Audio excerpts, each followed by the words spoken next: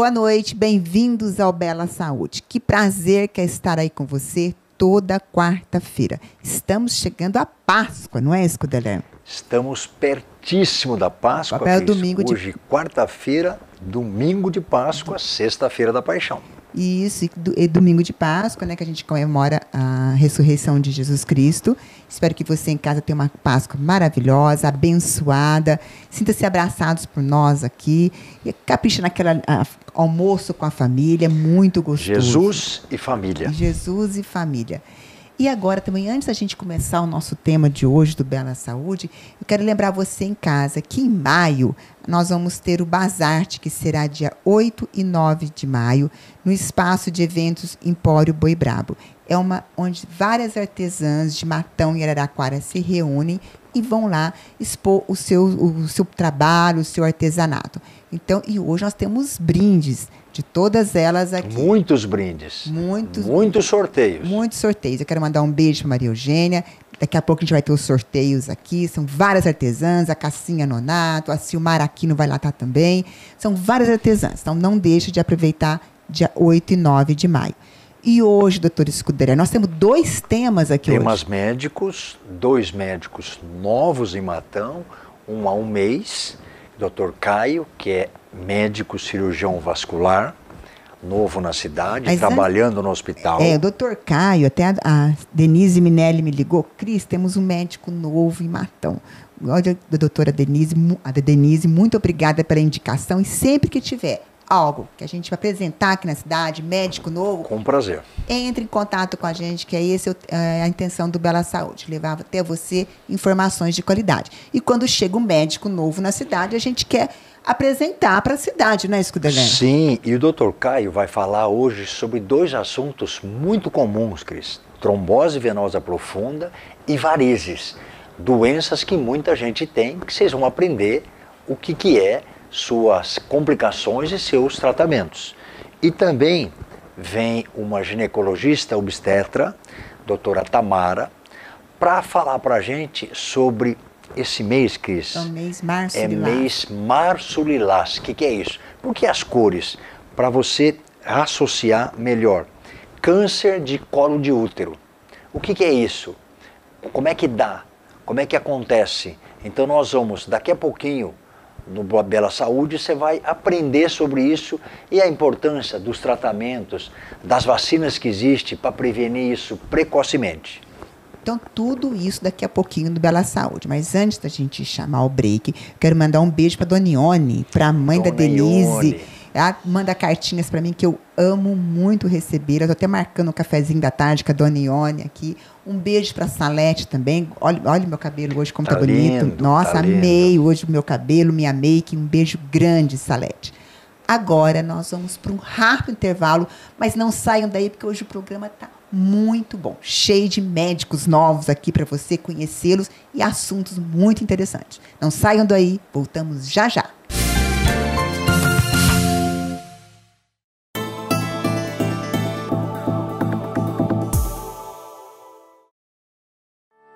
Raízes, farmácia de manipulação.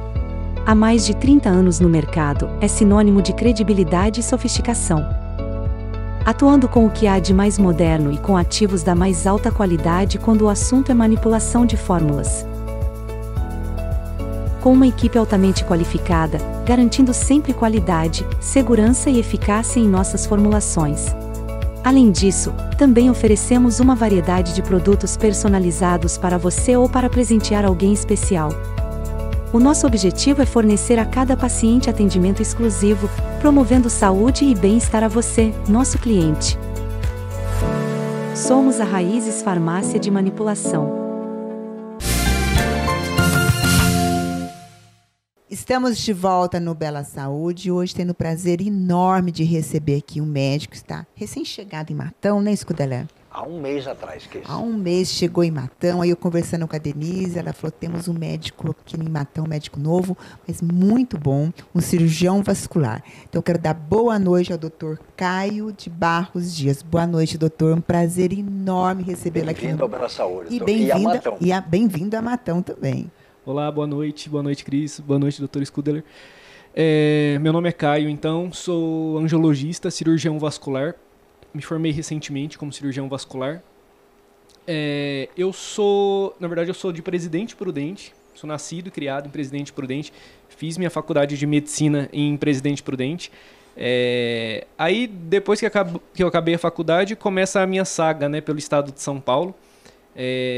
Mais ou menos ali no meio da faculdade eu já sabia que queria fazer cirurgia vascular, queria me tornar um cirurgião vascular.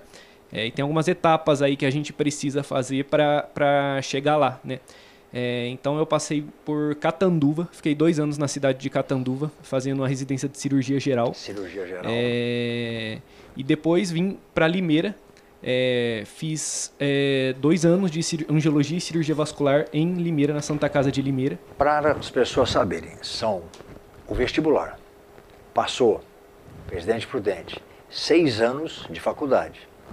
Não sabe o tanto que estuda, né, Não, doutor? Aí, é muito, não acaba. Passou, faz uma nova prova para fazer residência de cirurgia.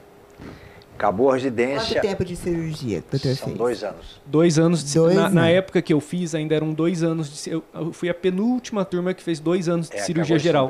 Hoje em dia, passaram para 3 anos, né? Mas eu cheguei a fazer 2 anos. Então até aí já deu 8 anos. Já deu 8, faculdade, mas cirurgia geral. Ou 9, se for o atual, que é 3 anos. Atualmente, depois 9. mais 2 anos na especialidade de angiologia ou cirurgia vascular. Isso, então 10 anos 10 até anos. aqui.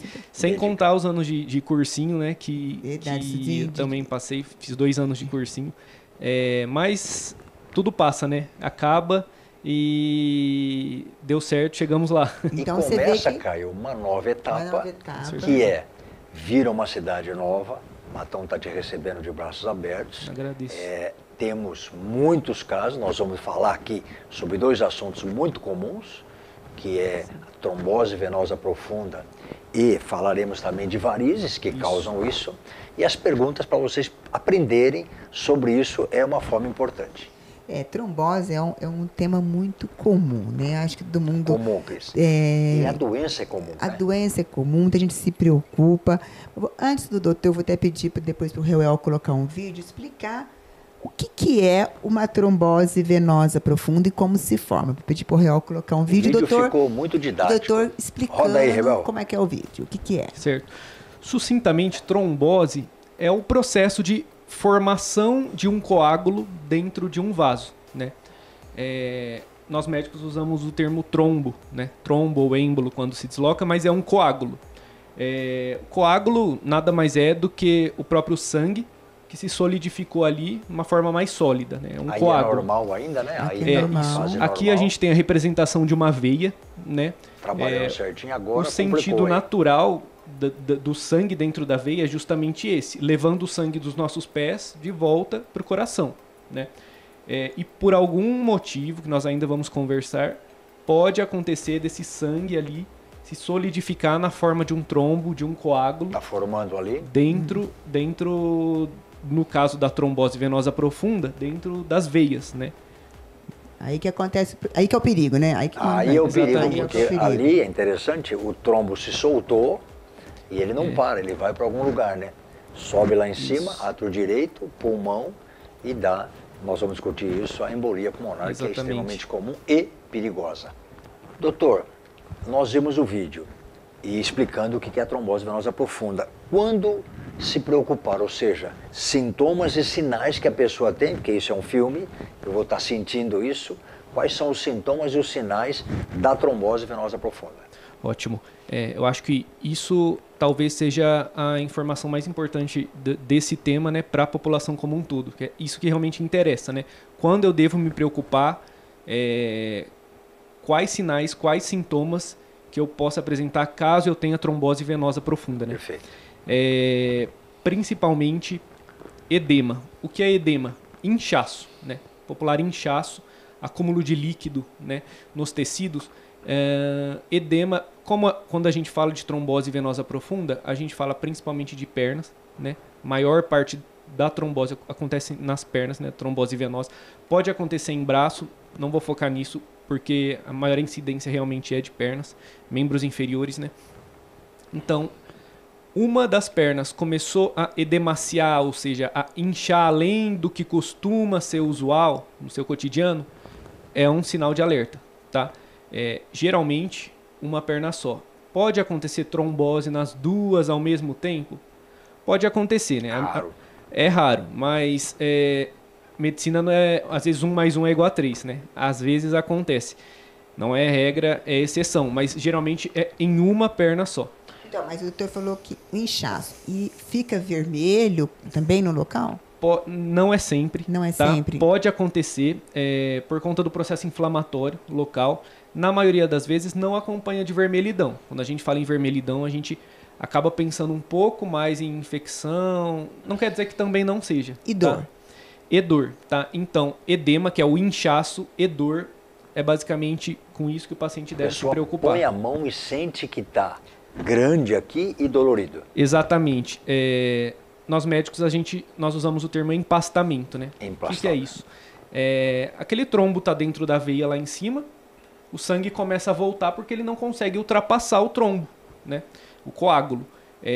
Esse sangue acaba extravasando para os tecidos da perna na forma de líquido. E daí que vem o inchaço e a dor. É como aquele na hora do vídeo, que, né, como uma barreira, né? Forma uma barreira. Quem que tem a ver com a pergunta, mais chance de ter isso? Certo. Então, aí em relação aos fatores de risco, né? A gente tem aí uma lista enorme de fatores de risco. Então, vamos listar aí. Vamos começar devagar. Entre homens e mulheres, tem alguma incidência mais para mulheres, mais para homens, ou é igual? Quando a gente fala entre homens e mulheres, a gente tem que pensar no fator idade, tá? Geralmente, entre 20 a 40 anos, meia idade ali, um pouco menos, a gente acaba diagnosticando mais mulheres, tá? Por quê? Por conta do período fértil, uso de anticoncepcional. É outro fator de risco, né? Mas a gente sabe que os hormônios influem diretamente na precipitação de trombose, né? Então, a faixa etária aí de 20 a 40, 45 anos acabam sendo as mulheres as mais acometidas pela trombose. Gravidez, tá? Né? Exatamente. Gravidez nem se fala. Também um fator de risco. Gestação, gravidez é um dos maiores fatores de risco para a trombose venosa profunda. Tá? Muito mais do que o uso de anticoncepcional. Mas o uso de anticoncepcional, tenho certeza que em casa vocês estão na dúvida. O uso de anticoncepcional realmente aumenta a incidência? Aumenta. Só que o que acontece? Hoje em dia, os nossos anticoncepcionais são extremamente seguros, são muito seguros, tá? A dose de estrogênio, de um dos hormônios presentes no anticoncepcional atualmente, é muito baixa. Muito baixa, tá? Que melhorou muito esse aspecto. Quase que fisiológica. Isso não quer dizer que não possa precipitar uma trombose também, tá? Ainda mais se a paciente já tiver algum outro fator de risco ou alguma predisposição genética, aí sim o anticoncepcional pode entrar como um fator. Que eu brigo todo dia no consultório. E o sedentarismo? Sedentarismo, com certeza, né? Entrou recentemente como um dos fatores de risco para trombose venosa profunda. Não só para trombose, diversas outras patologias. Acho né? que qualquer patologia. Né? É algo meio que unânime isso. Né? E a obesidade? Obesidade, com certeza, também. E tem algum medicamento que aumenta a chance da pessoa, além do anticoncepcional, logo nós falamos, algum outro medicamento que pode também aumentar a trombose, ou só o anticoncepcional que é mais visado? De medicação que aumenta a trombose, aumenta risco, né, da coagulação do sangue, existem algumas. São medicações bem mais específicas, geralmente de uso intra-hospitalar. A gente tem algumas medicações usadas para tratamento de doenças crônicas, que também podem precipitar, quimioterápicos, mas em geral não é um dos fatores de risco principais. Aí teve a trombose, nós vimos a foto, e qual é a principal complicação? Quando a gente fala em trombose venosa profunda, geralmente quando o pessoal ouve o termo trombose, isso na maioria dos leigos, né, pessoal que não tem tanto conhecimento de medicina como a gente, falou em trombose, pensa em perder a perna, né? Só que são doenças diferentes, né? Trombose, a gente está falando de trombose venosa, coágulo nas veias, né? É diferente de coágulo nas artérias, né? Arterial. Isso a gente deixa para outro dia. A trombose venosa profunda raramente evolui com perda do membro. Nosso principal medo, que eu quero frisar bem aqui, é a embolia pulmonar, né? Ou seja, aquele coágulo que está numa veia profunda da perna... Que nós vimos no vídeo, ele solta. Exatamente. Ele pode migrar por dentro da própria circulação, cair no lado direito do coração e parar no pulmão, né? Uma vez que ele para no pulmão, impede a troca de oxigênio, né?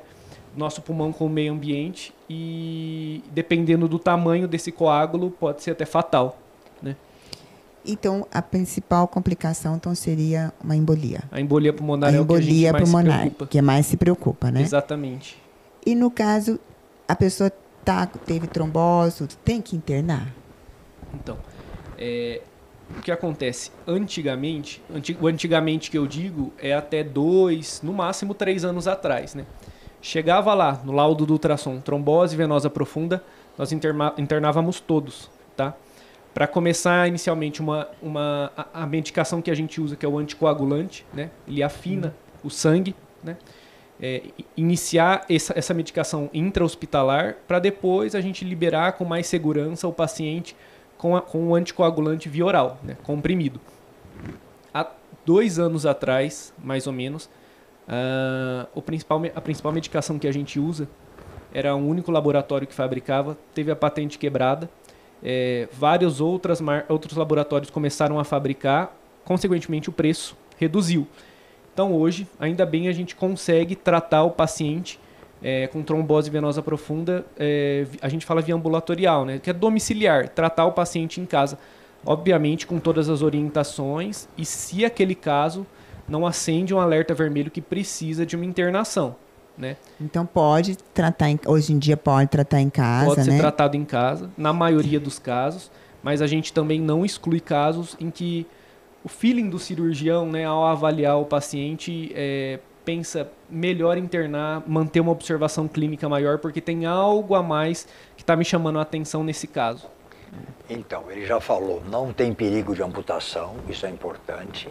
E é a pergunta, porque muitas vezes a gente ouvia lá na faculdade, trombose venosa profunda é a doença do avião. O que aconteceu? O cara ia, eu vou repetir uma frase, do avião da classe econômica. Porque se ia na executiva de perninha esticada, ok. Se ia de perninha dobrada apertadinho, que é o da classe econômica, a perna ficava um tampão dobrada, aumentava essa chance e aí tinha muita TVP, que é o diagnóstico disso. Então, pensando nisso tudo, tem como prevenir? Tem como prevenir. Quando a gente pensa nos fatores de risco, a gente tem que pensar quais desses fatores de risco eu posso mudar, né? Então, pessoa sedentária, obviamente, começar a se exercitar, né? Pessoa obesa, perder peso, né? Usuário de anticoncepcional, deve parar o anticoncepcional pensando em prevenção de trombose? Aí a gente volta ao assunto da gestação. A gestação aumenta muito mais o risco de trombose venosa do que o anticoncepcional. Então, pensando numa gestação não planejada, é melhor manter o anticoncepcional, né, que hoje em dia a gente já sabe, como eu disse, é muito, muito seguro, né, doses extremamente baixas de hormônio, do que cessar o anticoncepcional e aí engravidar e fazer uma trombose durante a gestação, que é muito comum, a gente atende quase toda semana, gestante, né? Que é muito mais lá comum no centro do que a obstétrico. obesidade. Mas lembrando Exatamente. que a obesidade tem que tratar. Mas antes da gente finalizar esse bloco, o doutor falou algo aqui que eu achei muito importante, que me chamou a atenção, que sempre se preocupa muito. Em avião, a pessoa vai viajar, vai ficar com aquela perna para baixo, ou mesmo no ônibus, né? O uso de meias é indicado nesse caso? Como que é? A gente sempre fala que viagens acima de 3, 4 horas é recomendável o uso de meia elástica compressiva. Tá? Não precisa ser aquela meia calça que vai até a raiz da coxa, né? Aquela meia 3/4 que vai até embaixo do joelho já é o suficiente. Hoje em dia a gente sabe que nas classes econômicas aí das aeronaves, né, os assentos estão cada vez menores. Às vezes você deixa de andar, deixa de ir ao banheiro para não atrapalhar o vizinho. Para não atrapalhar o vizinho. E ônibus também, os ônibus também. Também. Então, assim, indicação é para todos, basicamente, a não ser que o paciente tenha alguma outra doença arterial da perna. Sim, indicação todos podem usar para viagens em avião, em ônibus, viagens mais longas, né? Eu mesmo, eu não tenho doença venosa por conta da minha rotina, muito tempo em pé, operando durante o dia. Quase todos os dias eu uso meia elástica de compressão. Ao final do dia, a sensação de alívio, a redução do inchaço é muito prazerosa, realmente. Gente, se o doutor que é novo já usa, então você eu uso há mais de 20 anos. O doutor Escolera também usa regularmente, muito. porque a gente fica muito sentado, é um conforto. Nós vamos para um rápido intervalo, voltamos já. Não saem daí, nós vamos falar do que causou a trombose. Nós vamos falar de varizes, daqui a pouquinho.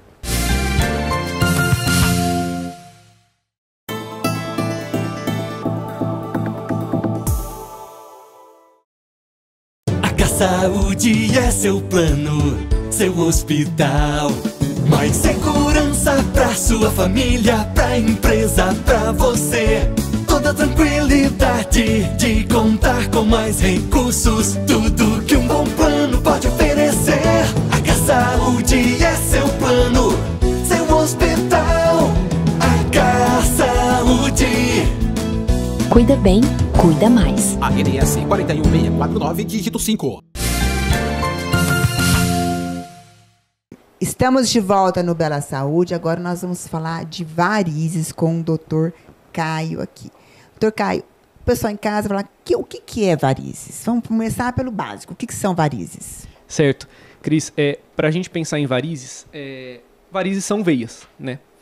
A gente tem que lembrar nos nossos membros inferiores, nas nossas pernas, a gente tem um sistema profundo, que é o mais importante, que cumpre a principal função das veias, que é levar o sangue de volta para o coração, né, o sangue dos pés para o coração. Mas a gente também tem um sistema superficial, né, o sistema venoso superficial, que são veias, como o próprio nome já diz, bem mais superficiais, né? Elas acabam drenando mais ali o sangue, retirando o sangue da pele, e elas levam sangue para aquele sistema profundo que eu falei, tá? Em muitos casos, por algumas causas, esse sistema pode ser insuficiente, ou seja, não pode estar trabalhando legal, tá? E o que acontece? Ele não dá conta de fazer todo esse processo, ele não dá conta de fazer o sangue retornar para o sistema profundo. O sangue acaba ficando preso dentro dessas veias. Obviamente essas veias vão se dilatar. É o que nós chamamos de varizes, são vasos insuficientes. Cris, é muito frequente, a gente vê muitas pacientes, principalmente, nós comentamos sobre a trombose lá, mulheres que tiveram várias gravidez e essa incidência vai aumentando. Mas aí vai uma pergunta, o tio tem, a mãe tem, essa pessoa tem mais chance de ter varizes? Doutor, com certeza, tá? Com certeza. A gente até... essa é, inclusive, uma questão que a gente aborda no nosso consultório, no ambulatório. Quando chega paciente com queixa desse quadro, na verdade é uma doença, tá? A gente chama de insuficiência venosa crônica. É a famosa doença das varizes, tá? Quando chega um paciente com essa queixa, uma das perguntas é: tem alguém na família que já tem? Porque isso só confirma a nossa hipótese, né? Não digo que sempre, mas as chances são muito grandes de se tem um histórico forte, familiar, né? De mãe, avó com varizes, aqueles cordões varicosos calibrosos, as chances de no futuro vir a ter são grandes. Interessante o que ele está dizendo. Lá atrás, Cris, consultório, anos atrás, era jovem ainda, e eu sentia a perna pesada, que é uma coisa a elucidar para uma coisa prática aqui. E um certo inchaço no final do dia, ficava meia marcada. E um tio que tinha história. Então você começa a pensar que no futuro disso, então a meia elástica entrou desde aquela época para proteger desse tipo de coisa. Interessante. Aproveitando que você está falando disso, então, se uma jovem chega e fala para o doutor: doutor, eu já tenho pequenos vasos aparecendo aqui na minha perna. Isso pode aumentar? Na verdade, sim, pode aumentar. Tanto esses vasos que já aparecem podem aumentar de calibre, né? Como outros vasos que ainda não aparecem, que ainda são saudáveis, podem aumentar, ficarem insuficientes por conta da doença, se dilatarem e se transformarem em varizes, né? Aqueles cordões grossos que a gente é acostumado, que vem na nossa cabeça quando a gente pensa em varizes, né? E o principal sintoma da doença, insuficiência venosa crônica, é realmente esse, doutor. É aquele edema, aquele inchaço, principalmente ao final do dia, né? Pode ter dor. A dor da insuficiência venosa é aquela dor do tipo peso, cansaço. Parece que tem um elefante amarrado nas pernas da pessoa, né? É justamente isso que os pacientes nos trazem. Hoje a gente vê falar muito de medicamentos para prevenir varizes. Existe realmente, doutor, algum medicamento que ajuda, evita o aparecimento de varizes? Olha, para medicação, para prevenção, para prevenir que varizes apareçam, não. Ainda não existe. Tá? No futuro a gente não sabe. O que existe são os flebotônicos, que são medicações que, de certa forma, ajudam aqueles vasos que estão doentes a trabalharem melhor, né, a levarem o sangue de volta para o coração de uma maneira mais eficiente. E daí, com certeza, aliviam os sintomas. Então, vai aliviar a dor, aquele peso, aquela fadiga nas pernas. Isso daí, com certeza, existem medicações. Não tem medicamento, mas olha o que ele está dizendo. Não ser obeso, não ser sedentário, não engravidar muitas vezes, vamos falar assim, que é uma coisa. Tudo isso ajuda você a ter menos varizes. Né? Verdade. O doutor, agora um pouquinho, piconozolol, que tá se fala muito dele para essa dor nas pernas, para ajudar na circulação. O doutor tem alguma posição sobre ele? Acha que não tem efeito? Hoje se fala muito nele, né? Na verdade, é um antioxidante. Né? É um antioxidante. Eu gosto de usar, eu costumo de indicar para pacientes que vão passar por procedimentos estéticos no sentido de tentar reduzir o processo inflamatório pós-escleroterapia, que são secar os vasinhos, né? Então, peço para paciente, na semana antes, já iniciar piquenofenol e para a gente tentar reduzir os danos, né? Tem evidência científica disso? Muito pouca, tá? Muito pouca. É algo que eu acho que tem algum benefício, mas eu acho que ainda vai surgir estudos mais sérios aí no futuro. E a pessoa está com a perna inchada, está cansada, tem várias coisas. Quando é que tem indicação de operar, de fazer cirurgia? Certo. Quando a gente fala em cirurgia de varizes, o pessoal fica um pouco confuso em relação o que tem a safena a ver com as varizes, né? O que eu vou operar? Operou, não sabe se tirou safena, se não tirou. O que acontece é o seguinte, a principal veia daquele sistema superficial que eu tinha comentado com vocês é a safena, né? Basicamente, todas as varizes que aparecem, que chamam a atenção, levam o sangue para a safena e daí a safena leva para o sistema profundo. Sempre que a gente diagnostica um paciente com insuficiência venosa, a gente, na maioria das vezes, pede um Doppler venoso, que é um ultrassom, para estudar a safena, porque caso a safena esteja doente, não sempre, mas às vezes quando ela está muito doente, ela leva essa doença para as veias ao lado dela. E às vezes tem realmente indicação de retirar a safena. Mas a cirurgia de varizes, formalmente, ela é indicada em 3 situações. Quando o paciente já teve um episódio de varicorragia. O que é isso? Um episódio de sangramento por varizes, né? Tem história de óbito. Eu mesmo já presenciei, na minha época de residente em cirurgia geral, um paciente que chegou a óbito por conta que, no meio da madrugada, um vaso varicoso dele da perna sangrou. Morava sozinho, não pôde fazer nada, né? Sangrou aí, literalmente, até o óbito. Esvaiu o sangue. Exatamente. As outras 2 indicações úlcera venosa, né? A doença pode levar à formação de úlcera venosa por aquele edema que se acumula nas pernas. É aquela ferida que não cicatriza na perna. Esse é um paciente que também tem indicação de cirurgia. E a outra indicação do procedimento cirúrgico são pacientes que têm episódios recorrentes de flebites, de inflamação dessas varizes, né? Obviamente, essas são as 3 indicações formais, mas esteticamente a gente pode operar todo mundo de acordo com a vontade do paciente. Erisipela de repetição, né? Erisipela, celulite de repetição. A gente sabe que a insuficiência venosa, assim como o linfedema, é um fator de risco para essas infecções de pele, tecido subcutâneo. Ótimo. Bom, nosso bate-papo aqui com o doutor está muito bom, mas nós já estamos chegando, né, ao final desse bloco. Então, antes de finalizar, ficou muita coisa sem perguntar para o doutor aqui. Então, pedi para o doutor voltar, Com porque certeza. ele fala muito bem. Pedi ao doutor dar uma aula aqui para a gente, né?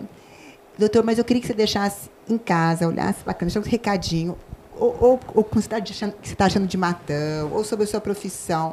O microfone é todo seu. Deixa um recadinho em casa para quem está nos assistindo. Para a câmera, para quem está nos assistindo. Pessoal, foi um prazer estar aqui. Estou gostando muito da cidade. Meu nome, então, vou citar mais uma vez, Caio de Barros Dias. Sou médico angiologista, cirurgião vascular. Estou chegando esse mês na cidade de Matão. Já estou adorando a cidade. Fui muito bem recebido. Gostaria... O meu Instagram, Caio Dias Vascular. Caio Dias Vascular, tudo junto. Se vocês puderem seguir, vou começar a partir de agora. Já estou, na verdade, compartilhando algumas informações sobre angiologia, cirurgia vascular, sobre esse tema que eu acho que desperta interesse de grande parte da população. Ficarei muito feliz de ter vocês lá comigo e estou à disposição para voltar assim que possível. A vascular aí tem diversos assuntos para a gente discutir e esclarecer as dúvidas do pessoal. Muito bem, Caio. Nós vamos agora para um rápido intervalo. Voltamos já já. Não saiam daí.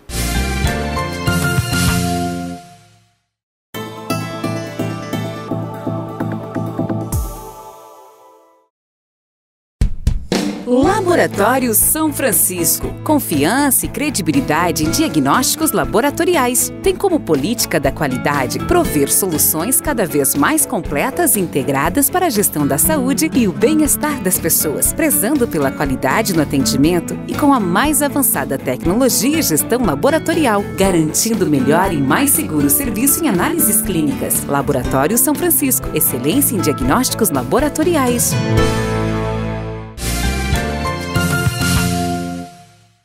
Estamos de volta no Bela Saúde, recebendo aqui mais uma doutora que está chegando em Matão, apesar de que essa já faz um tempo a mais que está aqui, com o doutor Caio.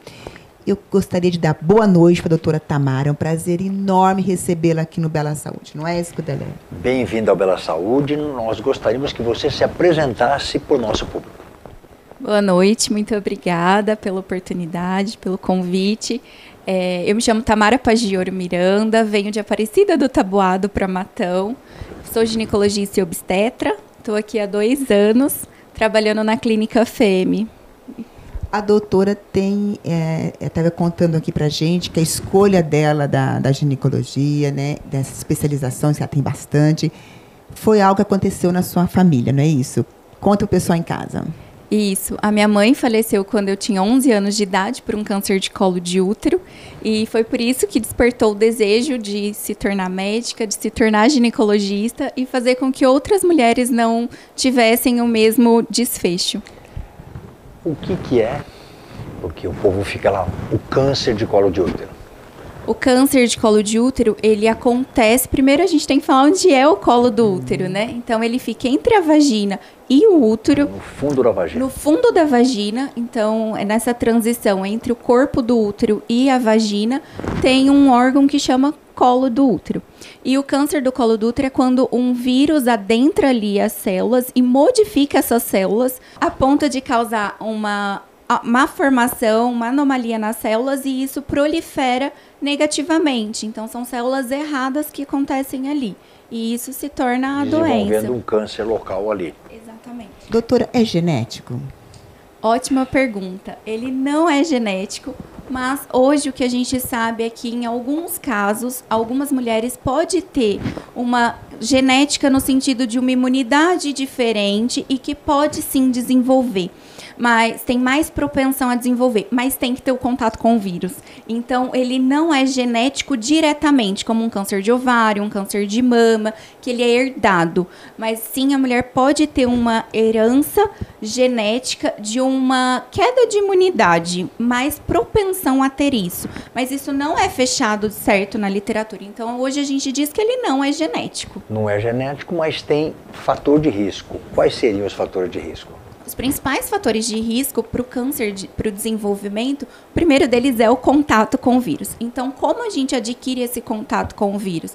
Principalmente relação sexual, desprotegida. Então, aquela mulher ou que tem múltiplos parceiros, ou que iniciou a vida sexual muito nova, ou que tem um parceiro já conhecido com o HPV, ou ela tem fatores como tabagismo, porque quando ela entra em contato com o vírus, ela pode piorar. Se ela tem uma imunidade mais fraca por sentido de obesidade, uso de álcool ou uma doença autoimune, ela também tem mais propensão quando esse vírus entra em contato de ter. Se ela faz uso de contraceptivo, não no sentido do contraceptivo em si, mas se ela usa, já está evitando gravidez, então não usa camisinha, é uma consequência. Então tem maior chance também dela ter. Que assim, se a gente for pensar depois lá em prevenção, o preservativo, a camisinha, seria o maior amigo aí, porque não vai deixar o contato do vírus lá no colo do útero, o que a gente sabe que aumenta essa incidência de colo de útero, né? A doutora já falou, mas isso eu acho que tem que frisar bastante, né? Com a relação do vírus do HPV com o câncer do colo de útero. Vamos deixar isso bem frisado, pessoal em casa nos assistindo. O vírus, ele modifica as células do colo do útero e essas são as lesões pré-cancerígenas. Então, quando a gente faz o exame, né, o Papa Nicolau, a gente vai detectar essas lesões. Então, o HPV, ele modifica essas células e, consequentemente, essa modificação pode levar à formação das células cancerígenas. Doutora, quais seriam os sintomas? Ótima pergunta. Esse é o grande problema. Não tem sintoma na fase inicial. Sintomas. Então, assim, a fase inicial todo mundo fica esperando. Quando eu tiver alguma coisa, eu vou procurar ginecologista. Eu vou procurar ginecologista quando? Mas eu não estou sentindo nada, eu não vou atrás. E esse é um grande problema. Porque vai nos estágios mais tardios, que é onde a mulher pode ter sangramento menstrual, um sangramento como se fosse um sangramento menstrual, mas não é, fora do período menstrual. Pode ter um sangramento com odor muito ruim, parece cheiro de carne podre, ou tem relação sexual, dói. Então, quando ela vai procurar, já está muito avançado. Então, a gente não quer esses estágios, por isso a prevenção. Doutora, agora vamos dar uma pausa nessas perguntas. A doutora falou que realmente, quando a paciente procura, já está no estágio avançado. Então, como ginecologista, qual que é que a doutora indicaria que as mulheres procuram um ginecologista? Uma vez por ano, uma vez a cada 2 anos? Não, primeiro, de quanto em quanto tempo? Mas de quanto em quanto tempo? E quando começa e de quanto em quanto tempo?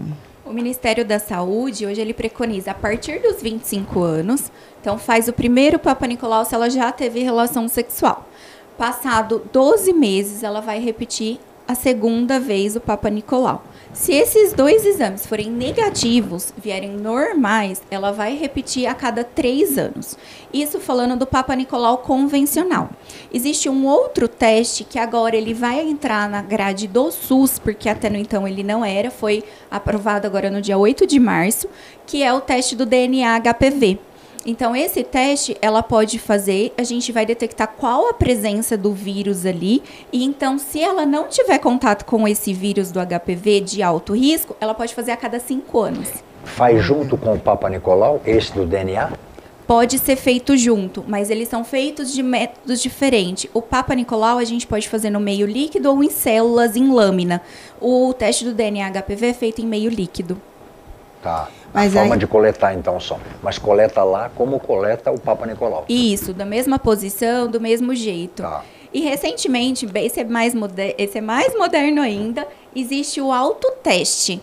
Mas esse ainda temos algumas controvérsias com ele, porque, como igual teve os outros testes que a gente faz sozinho, é um teste que a mulher vai poder colher do colo do útero, mas ainda tem um pouco de dificuldade. Se elas vão colher corretamente, do lugar certo. Então, esse ainda é algo que talvez no futuro tenha... Demora um pouco mais, mas que bom esse que ela está falando, mãe.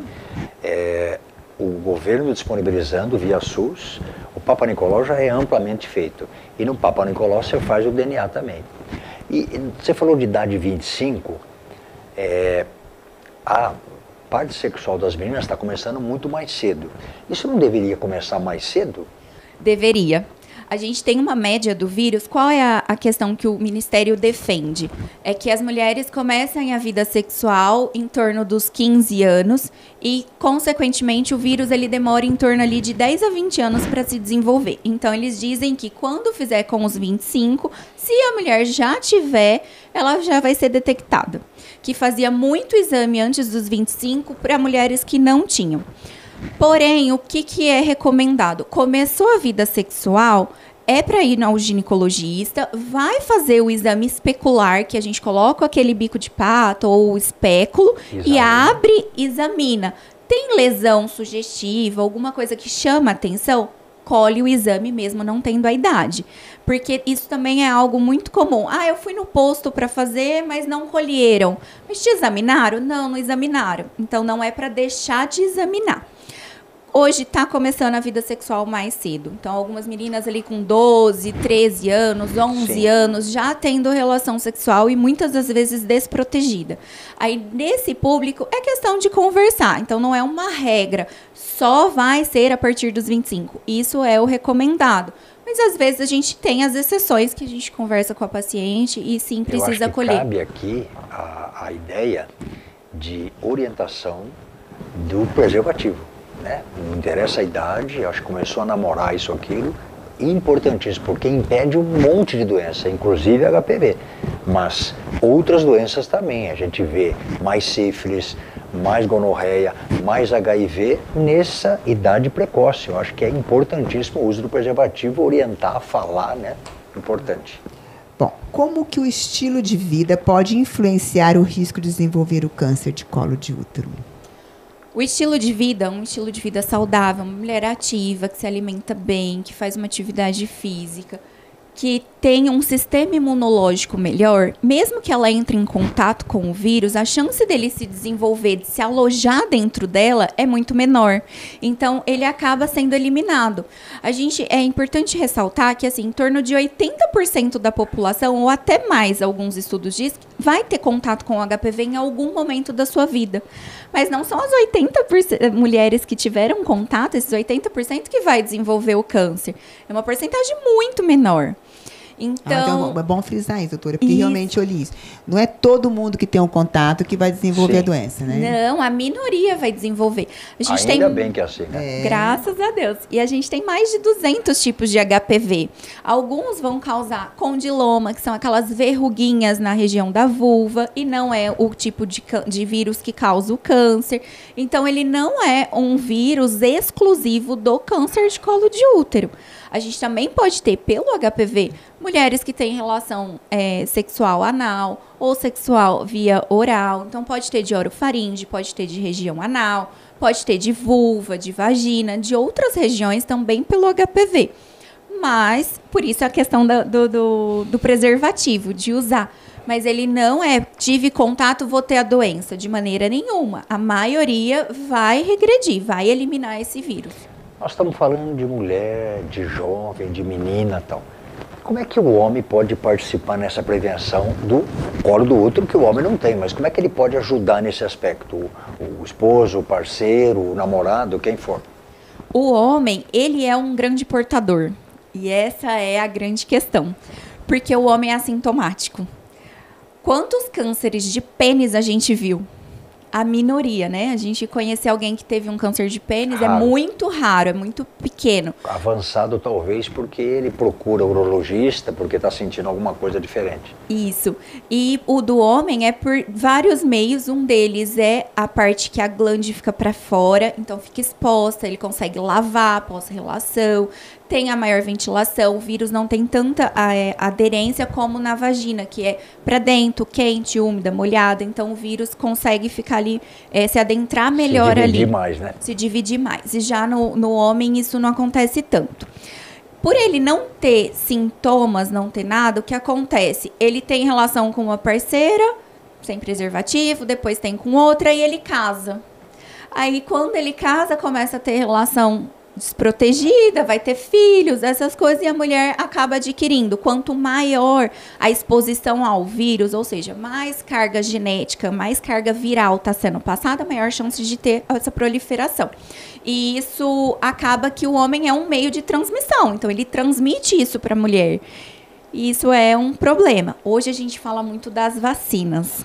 E aí é algo importante da gente ressaltar. Então vamos falar da vacina. Vamos falar da vacina, importantíssimo. Porque mais do que só o uso do preservativo, a vacina a gente tanto pede, né? Quando vai inventar uma vacina contra o câncer? A gente tem. Então, a vacina contra o HPV, ela é acessível no SUS dos 9 aos 14 anos. Então, para todas as crianças, os adolescentes, a gente tem uma baixa adesão.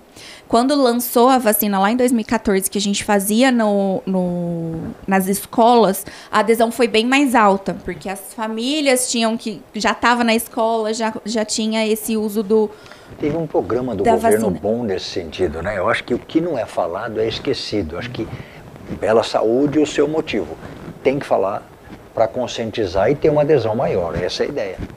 Exatamente. Então, assim, a vacina ela precisa ser dada dos 9 aos 14 anos. Eu tenho mais do que isso. Posso tomar? Pode. Na rede privada, a gente tem essa vacina disponível até os 45 anos de idade para homens e mulheres para fazer o uso. Hoje, ela é incorporada no SUS para acima de 14 anos para pessoas que faz uso de quimioterapia, que tem câncer, né, químio, rádio, pessoas com lúpus, com doença autoimune, transplantadas, pessoas que tiveram vítimas de violência sexual. Então, elas têm essa adesão inclusa no SUS. Para ficar gravado. De 9 a 14, gratuito no SUS, a vacina tem algum efeito colateral? Ela pode dar como algumas outras reações. Um pouquinho de dor no corpo, um pouquinho de aumento de temperatura, mas tudo leve e tudo muito bem comprovado. Mas, doutora, qual que é a idade? De 9 a 14.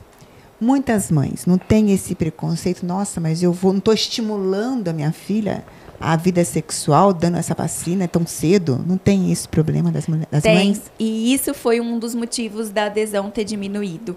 Porque acha que vai estimular muito cedo as crianças. E o porquê dessa faixa etária? Porque essas crianças ainda não tiveram contato com o vírus. Então, a chance dessas crianças evitar e realmente prevenir é maior. Por isso, essa faixa etária.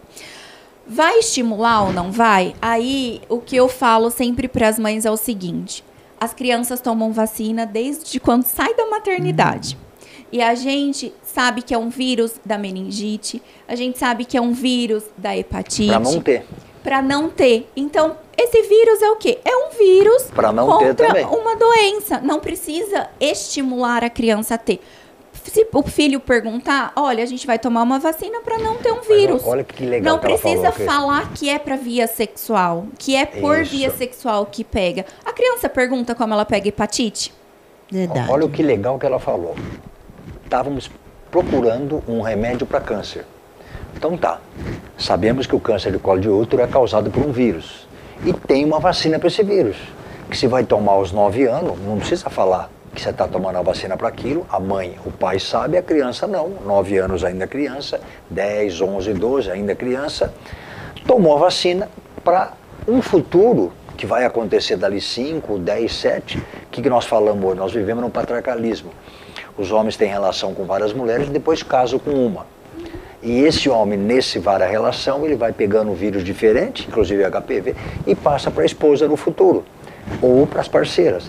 Então, é uma bela prevenção de um câncer, vale a pena. E de graça no SUS, sem colateral. Verdade. Doutora, nós estamos no mês de Março Lilás, né? Como que nós estamos aqui tentando fazer uma conscientização do câncer de colo de útero e realmente no mês do Março Lilás. Como que a conscientização sobre o câncer de colo de útero pode ser melhorada com as mulheres entre as mulheres jovens? Primeiro, levando os filhos, eu acredito que isso é o principal. Incentivar as famílias realmente a dar a vacina para os filhos. O programa realmente de uso de camisinha. Falar com os filhos abertamente, numa idade apropriada, sobre a conscientização de usar o preservativo. Ah, mas eu tô namorando, é o amor da minha vida. Tudo bem. Usa a camisinha, mesmo se você já usa um anticoncepcional. Não confiar 100% no namoradinho, no parceiro. Ah, mas ele não tem cara de ter nada. Muitas das doenças não têm cara. E a gente só descobre do pior jeito, depois que aparecem os sintomas. Então, não é porque a pessoa é limpa, cheirosa, bonita, que às vezes ela não tem nada. Então, eu acho que a grande conscientização é realmente leva para vacinar, faz uso do preservativo, faça a rotina ginecológica anual, faça uma atividade física, controle a alimentação, procure se tiver sintomas. Eu acho que esse é a grande lição que a gente precisa conscientizar. Cris, correto. Eu acho que nós pincelamos, falamos do assunto. Mas faltou como falar todo. dos desafios do sistema de saúde, né? Então vamos fazer essa pergunta, né? Quais são os desafios enfrentados pelo sistema de saúde no rastreamento e tratamento do câncer de colo de útero? O grande desafio é a pergunta que você me fez. Como conscientizar os pais sobre a educação? Porque muitas das vezes as mães acham que vai estimular precocemente. E aí a grande lição que eu falo é aquilo que eu disse. Fala que é contra um vírus, não precisa falar que é via sexual, vai prevenir de ter uma lesão. Eu acho que esse é um grande desafio. Um outro desafio é entrar nas escolas, porque isso entra num monte de quesito, né, de família, de iniciar precocemente a relação, de querer estimular. Então, acho que isso é um outro quesito muito importante. A falta de divulgação e conscientização, porque a gente só fala disso no mês de março, os outros meses ficam esquecidos e não pode. De novo, é uma vacina contra um câncer, que matando um vírus para ele não se desenvolver. Eu acho essencial isso ser falado. Bela Saúde é essa a grande ideia. Temas em escola, eu acho que você não está estimulando, não estou falando de nada, eu estou evitando uma doença séria, importantíssima. Ela perdeu a mãe, então não é uma coisa para a gente brincar, é sério isso. Acho que a vacina tem de graça, não tem colateral, tem que fazer. Tá?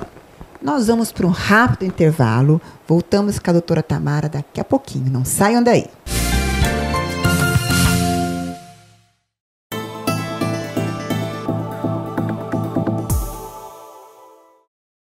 Olá, sou Fabiane Souto, farmacêutica responsável pela farmácia Raízes. Meu trabalho aqui é focado no setor da manipulação, onde todos os processos são controlados rigorosamente, temos uma equipe altamente qualificada e seguindo sempre as legislações vigentes. Tudo isso para garantir qualidade e segurança em nossas formulações. Ser farmacêutico Raízes, na mais profunda essência da palavra, é cuidado. Cuidar das pessoas, de suas dores, tendo isso mais do que um objetivo, mas sim uma missão de amor. Nós aqui da Raízes seguimos a receita perfeita de dedicação e cuidado com você.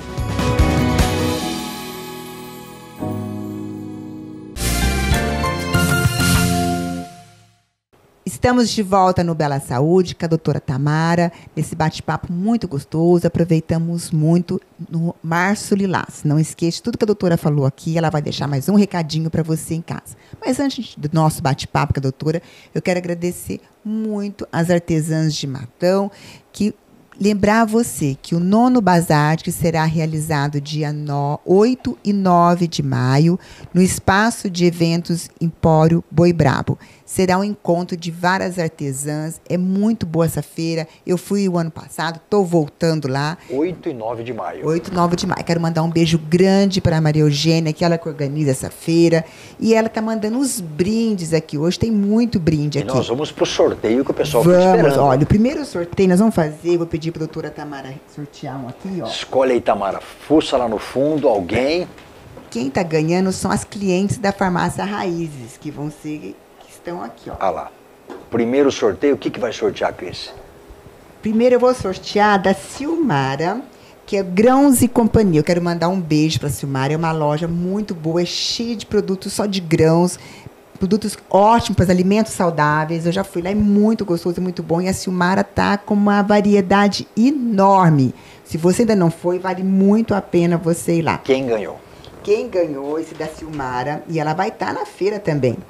A Vanessa Batista. Parabéns, Vanessa. Vanessa, a Raízes vai entrar em contato com você. Você vai buscar o seu prêmio lá na Raízes. E passa também nessa loja Grãos e Companhias, que vale muito a pena. Doutora, vamos para um outro sorteio. Agora ali. Vamos para um outro sorteio. Vamos da Juliana. É uma semi-joia. Ela também, semi-joia da Juliana. Também vai estar lá na feira, no Bazarte.